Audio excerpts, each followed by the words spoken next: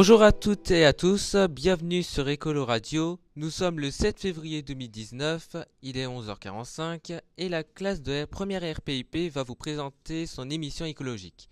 Alors, nous allons commencer par l'article Ubiquity présenté par Tanguy, la pollution de l'air présentée par Aubin, le septième continent présenté par Selim et le vrac présenté par Sébastien.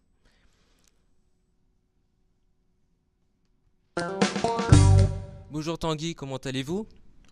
Très très bien. Aujourd'hui, vous allez nous parler de l'article Ubiquity. Oui, je vais vous présenter l'article Ubiquity, enfin écologie et recyclage. Ubiquity, je vais vous parler du sujet du recyclage grâce à BIC, la célèbre entreprise de stylo qui est devenue le roi du recyclage.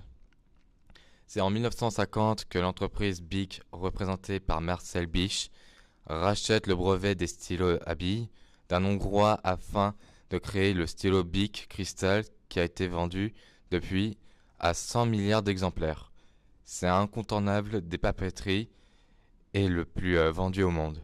Bic en a marre que les gens jettent les stylos dans les poubelles ou même par terre alors qu'ils ont eu une idée en créant l'entreprise Ubiquity dans le but de recycler les stylos pour en faire des mobiliers. Tous les stylos sont faits à partir de plastique. À la place de jeter dans une poubelle normale, les gens jettent dans une poubelle spéciale pour les recyclages. Bic a créé Ubiquity. Ubiquity est un ensemble de 4 groupes qui ont chacun un rôle différent. Il y a TerraCycle, un recycleur, Govaplast et Placeco. Dans un premier temps, TerraCycle s'occupe de la collecte des stylos. Il a mis en place une boîte à outils permettant d'organiser la collecte des stylos usagés. Le recycleur, lui, il broie et trie les matières plastiques sous forme de pellets. Ensuite, Govaplast fabrique à partir des pellets des planches en plastique recyclable. Et enfin, Placeco conçoit, fabrique, distribue et commercialise les mobiliers de la gamme Ubiquity à partir des planches en plastique recyclé. Cette gamme de mobilier urbain a comme avantage de pouvoir résister aux conditions climatiques et elle se nettoie facilement. Elle se compose de 12 modèles différents qui vont de la table de pique-nique à la poubelle en passant par les bancs ou les tours d'arbres. En 2018, Ubiquity a été récompensé par le trophée du développement durable. Les 140 collaborateurs du département R&D travaillent sur d'autres projets. Même après de longues années, Bic peut encore faire plein de choses avec ses ressources en plastique.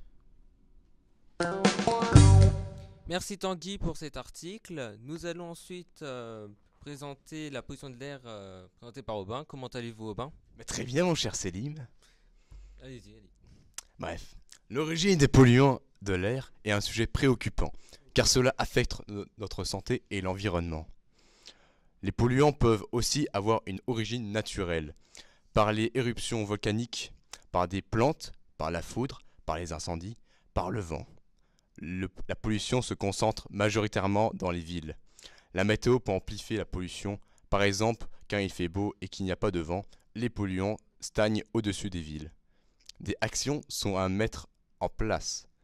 Développer les circulations douces, encourager les mobilités durables, réduire le besoin en transport, à renforcer les aides au changement de comportement et encourager le transport ferré des marchandises.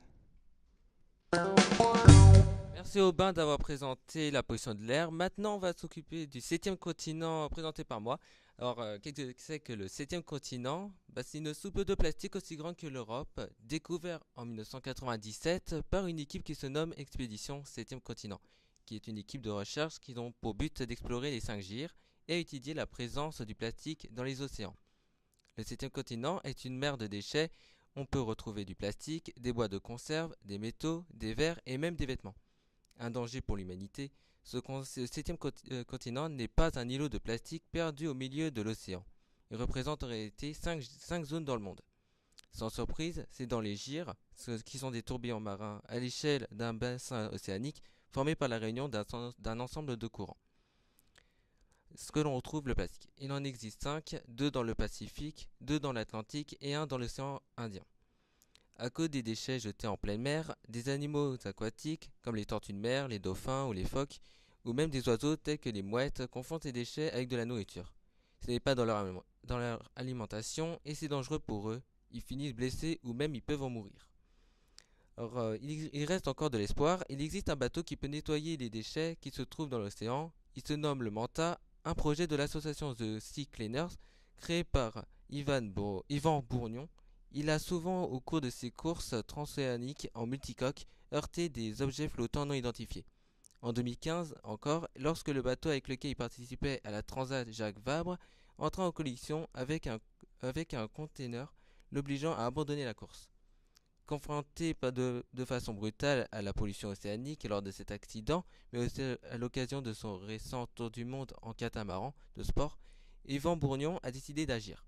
Il a alors créé un navire révolutionnaire qui se surnomme le collectionneur de déchets plastiques. Alors comment ça marche? Les déchets passent en dessous du bateau et récupérés grâce au tapis roulant. Les déchets sont alors triés et ensuite compactés. Bonjour Seb, mais est-ce que vous avez présenté le vrac? Oui. Allez-y, on vous écoute. Tout ce que vous avez voulu savoir sur le vrac, la vente en vrac séduit les consommateurs, acheter riz, café ou lessive, sans emballage, à la pesée. Ce mode de consommation anti-gaspillage commence à prendre de l'ampleur, au point d'arriver dans les hypermarchés. La vente en vrac est un mode de distribution consistant à proposer en libre service des produits qui ne sont pas préemballés. L'avantage de cette méthode est que le client a la possibilité d'acheter au poids en fonction de ses besoins avec ses propres sacs ou autres. De cette manière, le consommateur a le sentiment de consommer raisonnablement et non plus à outrance, pratique pour éviter le gaspillage, n'est-ce pas? Si pendant longtemps la vente de produits en vrac s'est résumée aux aliments comme les pâtes, le riz, les fruits secs, la semoule ou encore les céréales et les légumineuses, sachez qu'aujourd'hui la liste d'aliments s'est considérablement étendue. Dans certains magasins, l'offre de produits en vrac est élargie aux boissons chaudes avec une sélection de café, grains et de thé vendus en service arrière. Certains ont opté pour le modèle de la franchise, comme le magasin Biocop ou encore Day by Day, développé en 2013 par Didier Orenta et David Sutra. La chaîne compte désormais 14 franchises et prévoit 16 ouvertures supplémentaires au deuxième semestre. Pour être attrayants, les produits en vrac doivent être moins chers ou au même prix que leur équivalent emballé. En réduisant leur marge, en mutualisant les achats et la livraison, les enseignes arrivent pourtant à vendre leurs produits de 5% à 30% moins chers.